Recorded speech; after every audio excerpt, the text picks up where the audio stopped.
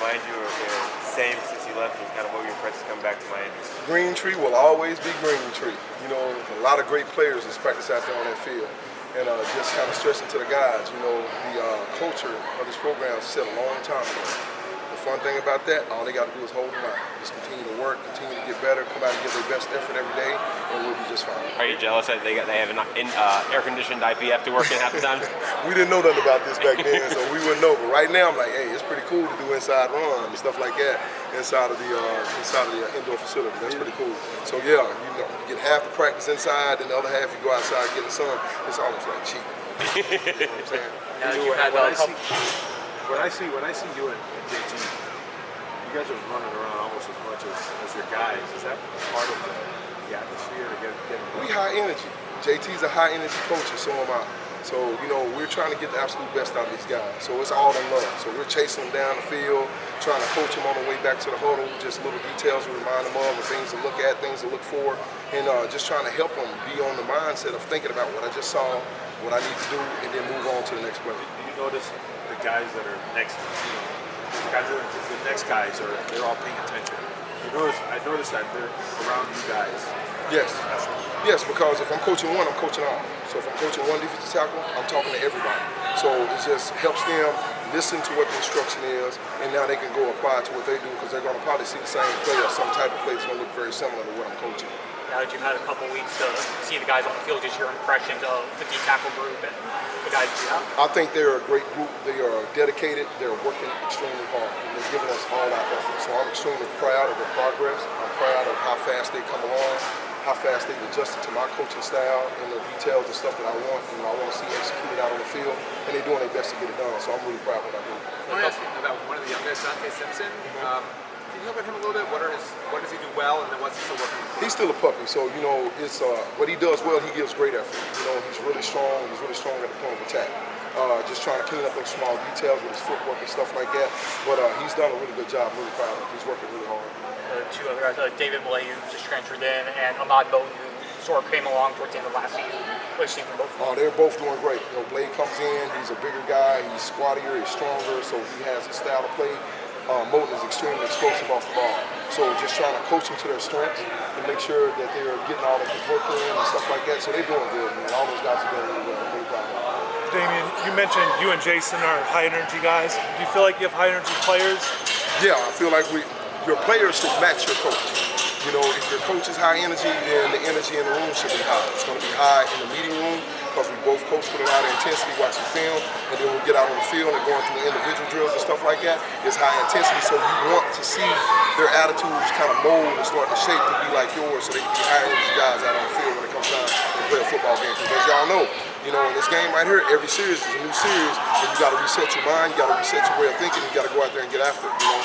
So that's what we coach, that's what we want to see them play. I think some of the D-line when we've talked so far have mentioned that Coach Heatherman's defense is kind of easy for linemen to learn. Just how would you evaluate how the difficulty is for the defensive linemen, and how are they kind of taking to it the first couple weeks? There's some different stuff that we do than we do on a conventional defensive line, but it's easy once you understand what we're trying to get done. So the big thing is for me to paint the picture in the meeting room to make sure they understand exactly what we're trying to get done and technique changes from what they did last year.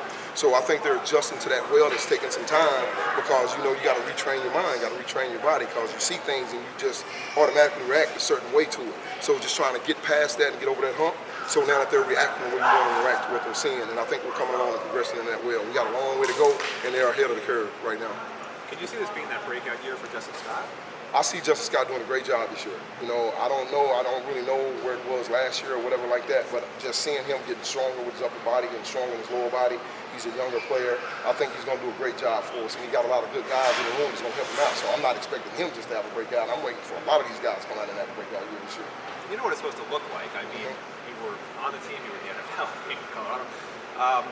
How close or is Miami already there in terms of how you want it to sort of look physically, passing the look test, the speed test, the explosion, you know, the bigger, faster, stronger stuff? We're getting there. I'm not saying we're there yet. It's too early to determine that. You know, as we get into training camp and we start getting into some games and I start seeing the flashes when the helmet is a different color, then I'll start trying to make that determination. But, you know, as a football player and then being a coach, you're never there until the season's over. You know, you always got to be out trying to get better and find things to get better at. So right now, we are a long way away from being there, right now, in my opinion. Coach, when it comes to recruiting, what kind of players are you looking for from a physical and a mental standpoint? I'm looking for kids that are mentally tough. I'm looking for kids that are physically able to do the job, and I'm looking for guys that are twitchy, that are quick, explosive, and have those traits. So, you know, a lot of times you get wrapped up in the bigger guy, but sometimes the bigger guy is not always the twitchier guy. So you want to try to find that perfect balance of size and twitch, because now you got an explosive defensive line that's got size on it. So that's what the guys I'm looking for, and they're hard to find. Talk to us about Booker Pickett. Booker Pickett is doing good. You know, he's playing defensive end, he's putting on some weight, and he's coming along. You know, I played with his dad, and then I played with his uncle in St. Louis. So I see a lot of those traits in it. He's got the right mindset for the game, and he's getting extremely quick off the ball, so he's got a lot of attributes as far as that's concerned. But it's just developing as a player and learning how to use his fastball, learning how to use his counter moves and stuff like that in the rush game, and that's just stuff that we're continuing to develop. Just with your experience as a player and obviously as a coach, what's your ideal rotation look like in your mind? You know, in terms of defensive tackle for games at 3-4, like what do you think is a good number? Typically, I don't want to see guys go more than 6 or 7 plays before I start rotating. You know, but as far as who's going to be the starter, who's going to be second team, that is so far from being determined right now. The guys that go out and play the best, those will be the guys on the field, and that'll continue that way during the season. Jimmy Johnson did the same thing when he was here. If you had a bad game on Saturday, you're probably not starting the next Saturday because it keeps the level of competition up. We're here to compete as a team, and we're here to try to get wins as a team. So if you want to be the starter, you better show up week in and week out, because if you give me a down week, it might be a change in the rotation. That's just the way it goes. And for rotation for a game 4 or 5, I mean, how many do you think is a good number in a game, regardless of who it is? The playoffs start right away. The playoff run starts right away. So the rotation starts right away. You know, we don't have time to sit back and wait. Is he going to come along with it? Is he not? Like, dude, you got to go. You got to go right now. So I'm expecting them to come out of spring ball at a certain level. And then when we get done with training camp, I'm expecting them to be at a certain level. Because when it's time to go, it's live. It's time to go. So you got to be ready to perform. Game 1, that's college football. Game 1 will get you knocked out of the playoffs. Game 2 will get you knocked out of the national championship. I know that personally. You know what I'm saying? So as that goes, we got to be ready to rock and roll from day 1. From day 1, it's on. Coach, Ruben Bain and Akeem Mesidor, those are 2 players that have played generally inside and outside on the defensive line. Do you expect that to continue, and are there some other players that you expect to go inside and outside? Well, that I don't know right now. You know, right now, Mesidor and Bain are both playing defensive end, and that's pretty much what it looks like. As we get into training camp and stuff like that, we may do some stuff with that, we may not. That's just going to be depend on how JT feels about it and how I feel about it as we go down the stretch. Right now, we're just trying to get them going at defensive end. Does it feel more like pro football now? I mean, a lot has changed since you played. I mean, seriously, like, these guys are getting paid. Yeah, this is like a job now. This is real football. Do you have to treat it more like pro football? I try to keep the college in the game, but as you know, they are getting paid. So that comes with expectations. And I think the clock is sped up on a lot of guys. So you got to come in and lock in as a player, because when people pay you, they expect things from you. And that's just the way the world goes. So just that whole process and stuff like that, I try to make sure, because I understand these are kids and they need to be developed. So I put the pressure on me to make sure I'm developing them and getting them where they need to be. So we're not looking at them saying, okay, why are we paying this guy this much? You know what I'm saying? So it's just one of those things, and I want to make sure, I like it. I like to get paid. So I want to make sure that they're earning their keep. I was going to say, like, a lot of guys won't get into coaching because of the current state. But you've lived the whole pro life, you've lived the whole thing, so you think you have a better understanding of what they need guys in the coaching. You need guys that understand that level of stress, that level of pressure that's put on you when you have a paycheck in this game. So those guys need to come back to coaching because they understand, and they understand what it is to be a college player, because they had to go through the same road. Now, when we were in college, we were making $127 a month. And I'm telling you, we were beyond broke. We were broke. You know what I'm saying?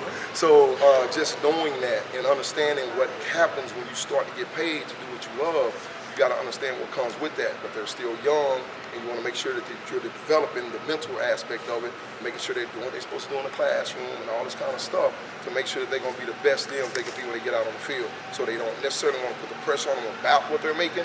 The pressure is, are you doing what you're supposed to do or not doing what you're supposed to do? Damione, you mentioned earlier the loss you had at the beginning of the season. Does that still bother you? Do you coach like that? Absolutely, yes. It still bothers me, because you think about it, we were a team who lost the second game of the season, and we flew as far as you can fly in America to go play a football game. We lose early. We come back, we beat Florida State, we beat Virginia Tech, and I think we beat another ranked team in that run, and we don't get a shot to play for it. In what world is that okay? And the team that beat us lost, and we beat the team that played it. Like, where they do that at? You know, where they do that at? But BCS is what it is. He gone. Appreciate you guys. Oh, thank you so much. Thank you guys.